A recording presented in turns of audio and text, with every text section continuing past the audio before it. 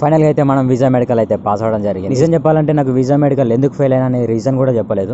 ఏదైతే ఏముంది రెండో అటెంప్ట్ లోనే అయితే పాస్ అయిపోయినా అయితే కొంచెం ఖుషీగా ఉంది. 2026 ఒక విధంగా అయితే మంచిగా చేసిందని చెప్పాలి. ఎందుకంటే వచ్చుతోనే అయితే నాకు ఎమిరేట్స్ ఐడి వచ్చింది అండ్ ఏటీఎం కూడా వచ్చింది. 2025 లో అయితే నాకు చాలా అనర్థాలే జరిగిందని చెప్పాలి. ఎందుకు అంటే నేను ఆల్రెడీ ఒకసారి అయితే ఎమిరేట్స్ ఐడి కూడా కొట్టుకున్నా అండ్ ఏటీఎం కూడా కొట్టుకున్నా. ఒకవేళ ఈ వీడియో మీరు దుబాయ్ నుండి చూస్తే ఖచ్చితంగా మీరు ఎమిరేట్స్ ఐడి అయితే జాగ్రత్తగా పెట్టుకోండి. నాకు ఎమిరేట్స్ ఐడి కొట్టుకున్నందుకైతే 450 అట్లా ఫైన్ అయితే వేసారు.